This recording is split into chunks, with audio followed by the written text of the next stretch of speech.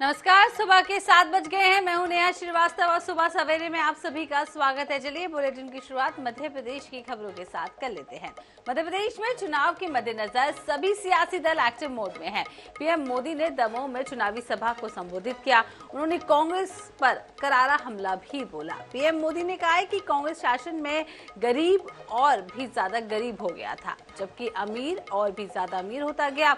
उन्होंने तंज कसा है कि कांग्रेस की रिमोट की आदत बरकरार है। पहले प्रधानमंत्री रिमोट से चल रहे थे, अब अध्यक्ष रिमोट से चल रहे हैं। पीएम ने यह भी कहा है कि कांग्रेस हजारों करोड़ रुपए का घोटाला करती है। ऐसे में लोगों को कांग्रेस से सावधान रहने की जरूरत है। उन्होंने कहा है कि आज जमीन से लेकर अंतरिक्ष तक भारत का गौरव गान हो रहा है। कांग्रेस कभी गरीबी खत्म नहीं कर पाई, क्योंकि कांग्रेस के नेताओं की नीयत ठीक नहीं थी। कांग्रेस के राज में गरीब और गरीब होता गया, अमीर और अमीर होते गए। आज केंद्र में भाजपा के नेतृत्व वाली सरकार है। भाजपा के सेवा काल में देश गरीबी से बाहर निकल रहा है। कांग्रेस वो पार्टी है जो गरीबों के हक का पैसा छीन लेती है। कांग्रेस वो पार्टी है जो हजारों करोड़ रुपए के घोटाले करती है। कांग्रेस वो पार्टी है जो एक समाज को दूसरे से लड़ाकर कुर्सी कब्जा करने का खेल खेलती है। कांग्रेस के लिए देश का विकास जरूरी नहीं, राज्य का विकास जरूरी नहीं।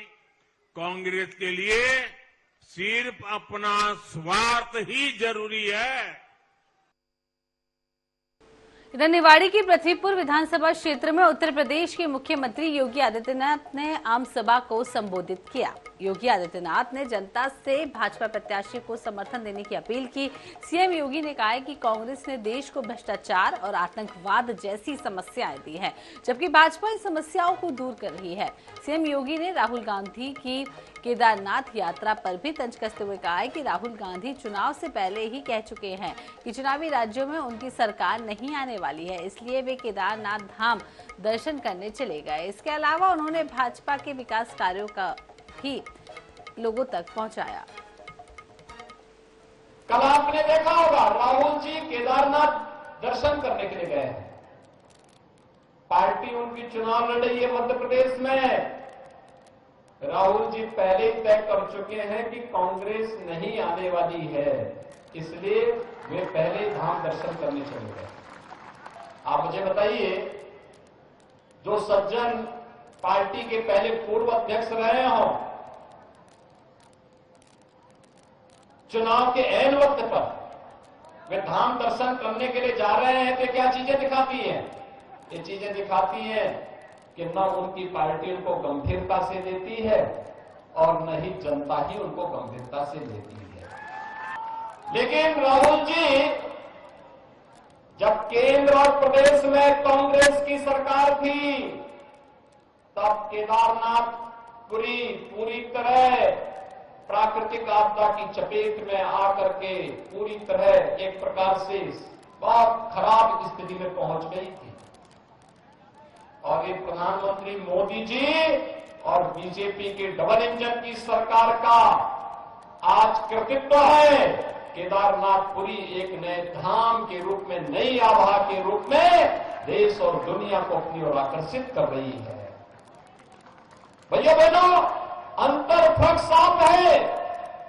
एक समस्या है, एक समाधान है। कांग्रेस समस्या है। आतंकवाद कांग्रेस की देन, नक्सलवाद कांग्रेस की देन, उग्रवाद कांग्रेस की देन, भ्रष्टाचार कांग्रेस की देन, विकास के कार्यों में बैरियर बनना एक कांग्रेस की देन। तो कांग्रेस समस्या का नाम है और बीजेपी समाधान का नाम है। समाधान।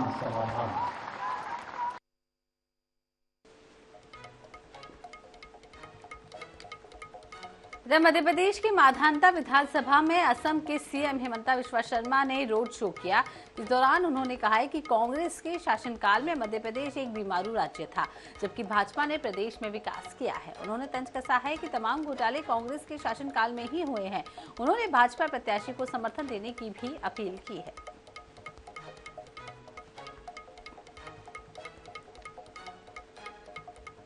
प्रदेश कांग्रेस का शासन काल में एक बीमारू प्रदेश था। आज मध्य प्रदेश देश का अग्रणी प्रदेश में है और आगे भी भाजपा लेके जाएगा। तो बीजेपी को ही वोट देना सही है। कांग्रेस को वोट देने का मतलब फिर बीमारू बनना। देश में जितना घोटाला आज तक हुआ है 75 साल में, सारे तो कांग्रेस का समय में ही हुआ था।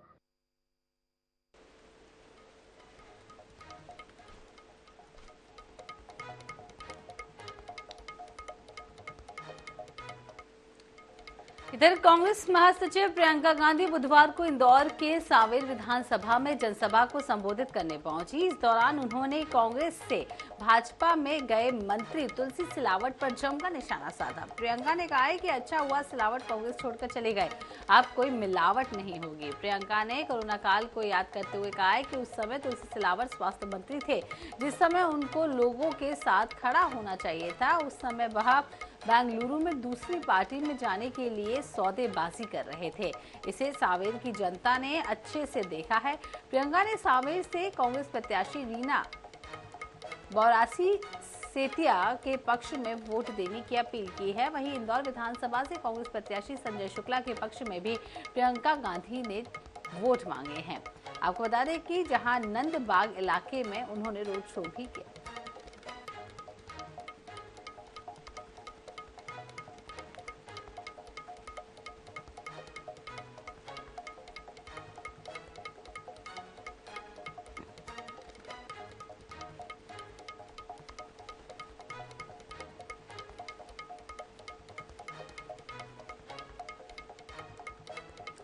तो आपको बता दें कि कल इंदौर में प्रियंका गांधी थी, जहां पर उन्होंने कई सारी जनसभाओं को संबोधित किया। वहीं तुलसी सिलावट के भाजपा में शामिल होने पर भी उन्होंने तंज कसा है। उन्होंने कहा है कि कोरोना काल में तुलसी सिलावट स्वास्थ्य मंत्री थे, लेकिन जब उनकी जरूरत थी तब वो अपनी पार्टी बदलने के लिए दूसरे राज्यों में जाकर काम कर रहे थे।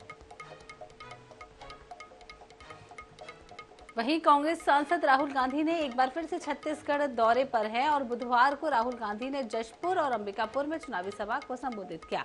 इस दौरान उन्होंने मोदी सरकार पर भी जमकर निशाना साधा। राहुल गांधी ने जीएसटी, नोटबंदी और अडानी मामले को लेकर केंद्र सरकार को घेरा है। सभा को संबोधित करते हुए राहुल गांधी ने कहा है कि बीजेपी आदिवासी को वनवासी कहती है। बीजेपी नेता आपसे कहते हैं हिंदी सीखिए, अंग्रेजी या छत्तीसगढ़ी मत सीखिए। अगर बीजेपी का बेटा सपना देख सकता है तो आदिवासी का बच्चा सपना क्यों नहीं देख सकता। इसलिए हमने पूरे राज्य में स्वामी आत्मानंद स्कूल का जाल बिछा दिया है ताकि हर आदिवासी अंग्रेजी में ही बात कर सके। वहीं राहुल गांधी ने देश के लिए जातिगत जनगणना को जरूरी बताया है।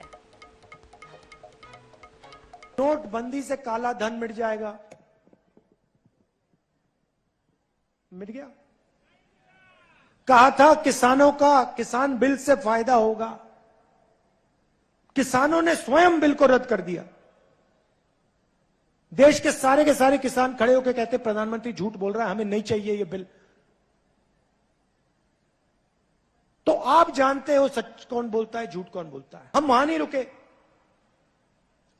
हमने आपसे कहा था कि धान के लिए 2,500 रुपए प्रति क्विंटल हम देंगे। आपको कहने की जरूरत नहीं पड़ी, वो आस्ते आस्ते आस्ते आस्ते बढ़ता गया। सही बोल रहा हूं? सही बोल रहा हूं? तो हमें बोलने की जरूरत भी नहीं है। मैं आपको कह रहा हूं, हमने अनाउंस किया है कि 3,200 रुपए प्रति क्विंटल मिलेगा।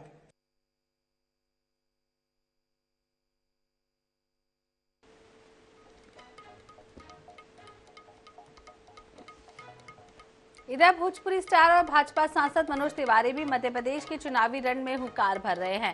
भोपाल की 5 विधानसभा क्षेत्रों में वो रोड शो के साथ साथ चुनावी सभा को भी संबोधित करेंगे। उन्होंने कहा है कि कांग्रेस का महागठबंधन दलों का दलदल है। उन्होंने तंज कसा है कि बिहार के सीएम नीतीश कुमार कांग्रेस के साथ जाने के बाद मानसिक संतुलन खो बैठे। INS 24/7 से खास बातचीत की मनोज तिवारी ने।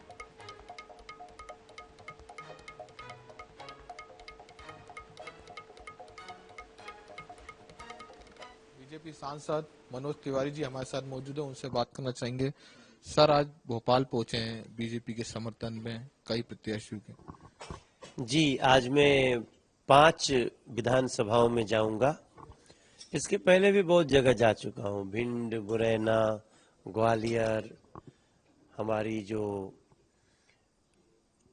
यात्राएं होती थी उसमें हम जाते थे, और फिर नॉमिनेशन में भी बहुत जगह गए। रायसेन जिला गए, सतना जिला गए, और आज अब हमारी चुनाव की रोड शो, रैलियां ऐसे होंगी। मैं सबसे प्रार्थना करने आ रहा हूं कि भैया बहनें, बहुत आवश्यक है मध्य प्रदेश को भारतीय जनता पार्टी के साथ जुड़े रहना। 2024 के महागठबंधन को लेकर कांग्रेस तैयार है, लेकिन अन्य दल हैं वो तैयार नहीं है। देखिए, ये दलों का दलदल है। जितने दल हैं उतने ही प्रधानमंत्री के कैंडिडेट हैं। तो जहां इतने प्रधानमंत्री के कैंडिडेट हों तो वहां तो कोई भी अप्रिय स्थिति देखने को मिल सकती है, और वो दिख भी रही है। इसलिए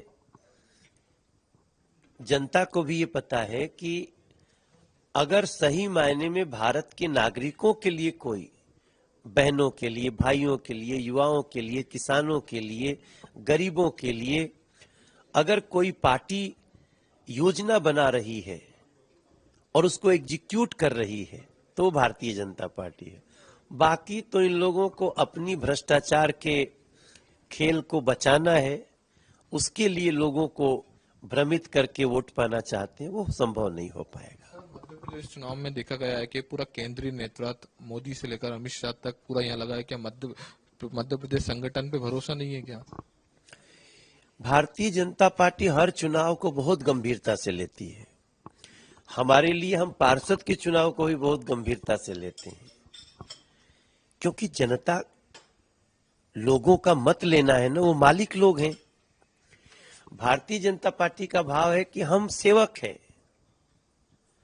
तो सेवक तो कोई भी चुनाव होगा तो अपने मालिकों को हिसाब किताब देने आएगा। तो हम लोग इसको बहुत गंभीरता से लेकर के, प्रधानमंत्री जी भी तो अपने को प्रधान सेवक कहते हैं, इसलिए हमारे यहाँ वीआईपी कल्चर नहीं है। हम हर चुनाव में लोगों के दरवाजे जाते हैं। चुनाव के बीच राहुल गांधी जो है धार्मिक यात्राएं कर रहे हैं इस समय। पूरे समय वो अधार्मिक यात्रा करते हैं, चुनाव में वो धार्मिक यात्रा करते हैं। मूलतः वो एक अधार्मिक व्यक्ति हैं, सनातन को नष्ट करने के लिए अलायंस बनाते हैं। वो तो बड़ा भाई है ना इंडिया अलायंस में, उन्हीं का एक भाई कह रहा है हम सनातन धर्म को नष्ट कर देंगे। ये क्या डेंगू है तो मलेरिया है तो क्या है? तो मध्य प्रदेश के लोग बताएंगे कि सनातन धर्म कैसे मलेरिया की तरह काम करता है। इस समय देखा गया है कि नीतीश कुमार के बयान को लेकर काफी बवाल मचा हुआ है, क्या कहेंगे? संगत से गुण होते हैं, संगत से गुण जात। अब वही नीतीश जी बीजेपी के साथ थे तो पूरे दुनिया में, हम उनके साथ मॉरिशस गए हुए हैं, कई देशों के लोग आते थे तो बिहार के मुख्यमंत्री से भी मिलते थे। और एक टाइम था जब नीतीश जी का तुति बोलता था। वही नीतीश जी ये कांग्रेस के साथ जाने के बाद, राजद के साथ जाने के बाद मानसिक संतुलन खो बैठे। महिलाओं को, बेटियों को, बहनों के लिए क्या शब्द बोला, लगातार बोले, और आज माफी मांग रहे हैं। तो खुद ही जान लीजिए अब वो गौन केस है। सकते हैं। ये थे हमारे साथ फिल्म अभिनेता जो है मनोज तिवारी, जिनका साफ तौर से ये कहना है कि जिस प्रकार से उन्होंने नीतीश कुमार पर भी निशाना साधा है, कई मुद्दों को लेकर भी चर्चा की है। कैमरामैन श्रीकांत के साथ सनी मालविया, INS न्यूज भोपाल। इधर ग्वालियर में कांग्रेस नेता दिग्विजय सिंह ने नाराज नेताओं को कड़ा संदेश दे दिया है। चुनावी सभा को संबोधित करने के दौरान उन्होंने कहा है कि टिकट मांगने वाले चेहरे नहीं दिख रहे हैं। उन्होंने सवाल ये भी किया है कि क्या यही तुम्हारी वफादारी है। दिग्विजय सिंह ने तल्ख अंदाज में कहा है कि कांग्रेस में ऐसे लोगों को बर्दाश्त नहीं किया जा सकता और ऐसे लोगों के लिए दिग्विजय सिंह के दरवाजे हमेशा बंद हैं। दिग्विजय सिंह ने सिंधिया पर भी निशाना साधा और EVM के बहाने केंद्र सरकार पर भी सवाल खड़े किए। जो टिकट मांग रहे थे, अगर घर बैठे हैं तो दिग्विजय सिंह का द्वार हमेशा उनके लिए बंद है। धन्यवाद। चुनाव उन लोगों के बीच में है जिन लोगों ने कांग्रेस की गद्दारी की थी और वो लोग जो कांग्रेस की वफादारी के साथ हमारे साथ खड़े हुए। इधर उज्जैन दौरे के दौरान केंद्रीय मंत्री ज्योतिरादित्य सिंधिया पूर्व मुख्यमंत्री कमलनाथ और दिग्विजय सिंह पर जमकर निशाना साधते हुए नजर आए। सिंधिया ने कहा है कि दो भाइयों की जोड़ी ने मध्य प्रदेश का बंटवारा करने का काम किया है। सिंधिया ने यह भी कहा है कि बड़े मियाँ तो बड़े मियाँ, छोटे मियाँ सुभान अल्लाह। दरअसल केंद्रीय मंत्री सिंधिया बुधवार को भाजपा प्रत्याशी सतीश मालवीय के पक्ष में चुनाव प्रचार करने के लिए घटिया विधानसभा पहुंचे थे, जहां उन्होंने जनसभा को संबोधित किया और भाजपा के पक्ष में वोट देने की अपील की। वहीं PM मोदी की ओर से किए गए विकास कार्यों को भी गिनाया गया। सिंधिया ने मंच पर 15 बार PM मोदी का नाम लिया। समझ गए ना बड़े भाई, बोलो बड़े भाई, बड़े भाई और छोटे भाई, बड़े भाई और छोटे भाई और सुभान अल्लाह। क्या जोड़ी है, पिछले 40 साल से ऐसे ही जगमगा रहे हैं।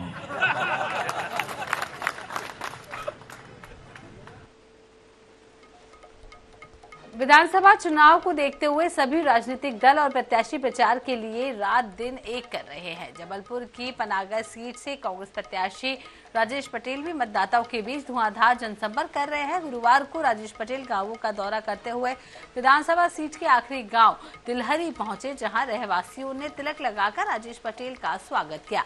राजेश पटेल ने भी स्थानीय लोग से अपने पक्ष में मतदान करने की अपील की है। इस दौरान बड़ी संख्या में आम जनता और कार्यकर्ता मौजूद रहे। परिसर में हम लोग खड़े हैं। पनागर विधानसभा का ये लगभग यहाँ का आखिरी गांव है, तिलहरी। आप खुद देख सकते हैं कैंपस, बच्चे यहाँ खेल रहे हैं, खेलने के लायक नहीं। मतलब स्कूल का कैंपस इतना बुरा है। कभी जब हम अध्यक्ष हुआ करते थे तो यहाँ का स्कूल का भवन बनवाया था। मुझे लगता है यहाँ भाजपा ने पिछले 20 सालों से कुछ नहीं किया।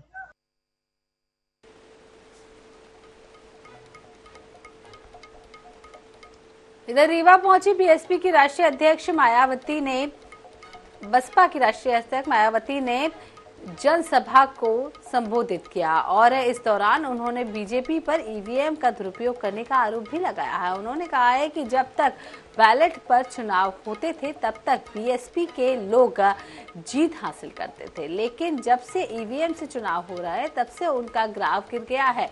इसके साथ ही उन्होंने कांग्रेस पर हमला बोलते हुए कहा है कि देश में आजादी के बाद से ही कांग्रेस की सरकार रही है, लेकिन गरीबों और दलितों का उत्थान नहीं हुआ है।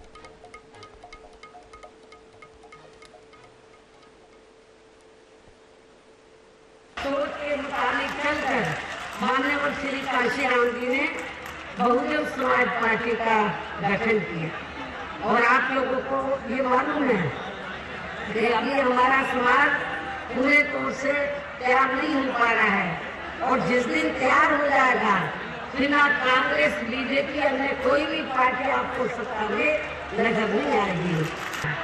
लेकिन इसकी वजह क्या है ये भी आपको समझना बहुत जरूरी है। इसकी मुख्य वजह ये रही है और आपको मैं बताना चाहती हूँ कि जब तक चुनाव बैलेट पेपर से होता रहा, बीएसपी के एमपी भी बने MLA भी बने, 4 बार सरकार भी बनी यूपी में। लेकिन जब से चुनाव ईवीएम से होना शुरू हुआ तो तब से हमारा वोट का ग्राफ वहाँ पे नीचे गिरा। कुछ तो डाल के आना है, कुछ तो गड़बड़ है। तो ज्यादातर सुनने में यही मिला कि मशीनों में गड़बड़ हुआ है। इधर मध्य प्रदेश के सियासी समर में बयानों के तीर जमकर चलाए जा रहे हैं। कांग्रेस अध्यक्ष मल्लिकार्जुन खड़गे ने पीएम मोदी और सीएम शिवराज सिंह चौहान को पांडव से जोड़कर तंज कसा है और पीएम मोदी ने भी उसी अंदाज में जवाब दिया है। देखिए पूरी रिपोर्ट।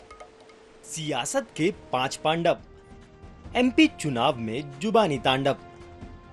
पीएम मोदी ने खड़गे को दिया जवाब, तंज पर पूरा हुआ हिसाब।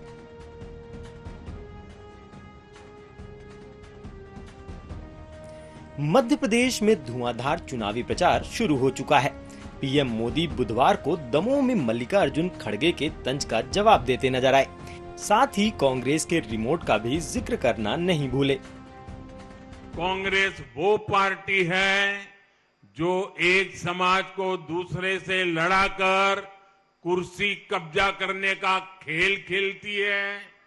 कांग्रेस के लिए देश का विकास जरूरी नहीं, राज्य का विकास जरूरी नहीं। कांग्रेस के लिए सिर्फ अपना स्वार्थ ही जरूरी है।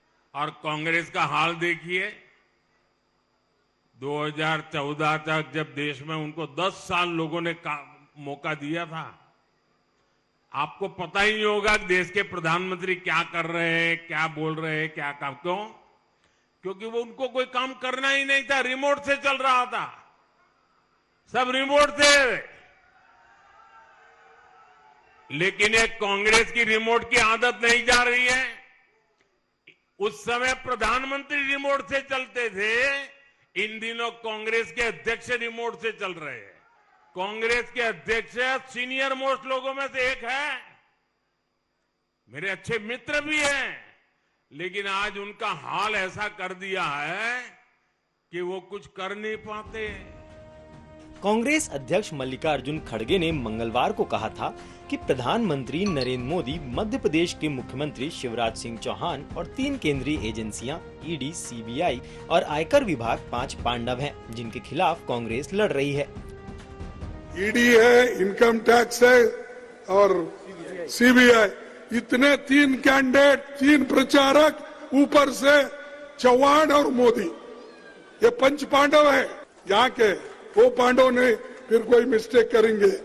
ये पांडव अलग है, हमारे हराने के लिए ये है लोग।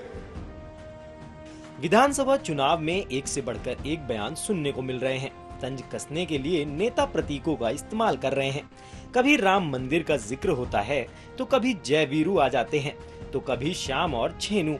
इस बार महाभारत के पांडव भी चुनावी युद्ध में उतर आए हैं। Bureau report, INS 24/7 Bhopal. इधर सतना में बसपा सुप्रीमो मायावती ने आरक्षण कार्ड खेला है। उन्होंने इस मुद्दे पर कांग्रेस और बीजेपी दोनों को घेरा है। उन्होंने कहा है कि इनकी सरकार ने आरक्षण का कोटा कभी पूरा ही नहीं किया है। मध्य प्रदेश में भी यही हाल है। अब सवाल ये है कि मायावती के बयान को किस रूप में देखा जाए। एमपी चुनाव में आरक्षण की जंग, मायावती ने खेला आरक्षण कार्ड। कांग्रेस और बीजेपी पर उठाए सवाल, किसी ने नहीं किया आरक्षण कोटा पूरा।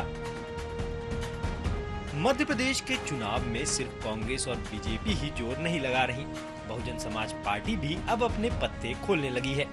बुधवार को बसपा सुप्रीमो मायावती ने सतना में आरक्षण का कार्ड खेला। उन्होंने तो इस मुद्दे पर बीजेपी और कांग्रेस दोनों को ही घेरा। उन्होंने कहा कि कांग्रेस और बीजेपी की सरकारों ने आरक्षण का कोटा कभी पूरा नहीं किया। यही स्थिति मध्य प्रदेश में भी देखने को मिल रही है। केंद्र एवं काफी राज्यों में भी बीजेपी व अन्य विरोधी पार्टियों की भी रही सरकारों ने इनका ये आरक्षण का कोटा अभी तक भी पूरा नहीं किया है। पदोन्नति में आरक्षण को तो इन्होंने मान्य कोर्ट की आड़ में काफी हद तक खत्म ही कर दिया है और इस मामले में लगभग यही स्थिति हमें यहाँ के मध्य प्रदेश स्टेट में भी देखने के लिए। इधर पोलाई कला में किसानों ने प्रशासन पर बड़ा आरोप लगाया है। किसानों का कहना है कि जब वे सेवा सहकारी संस्था पर खाद लेने के लिए जाते हैं तो वहां पर खाद ही नहीं मिलती है। उन्हें केवल 1 बीघा 1 बोरी के हिसाब से यूरिया खाद दी जाती है। बता दें कि प्रशासन की ओर से दावा ये भी किया जा रहा है कि खाद की कोई कमी नहीं है और खाद भरपूर मात्रा में उपलब्ध है। दो राउंड हो गया, दिन भर बैठ के वापस घर खाली हाथ जाना पड़ रहा है। पर्याप्त मात्रा की तो बात ही नहीं, पर यहाँ तो मिला ही नहीं अभी तक। डीएपी तो आया ठीक है और डीएपी है ही नहीं मिल रहा, पर्याप्त मात्रा में नहीं मिल रहा है। 4 बार तो हम सोसाइटी से वापस हो चुके हैं और इसके बाद में डीएपी खाद भी नहीं मिला और यूरिया मिले अभी तो 5-5 बोरी मिला। यहाँ रुकते एक छोटे से ब्रेक के लिए और ब्रेक के बाद जल्द लौटेंगे।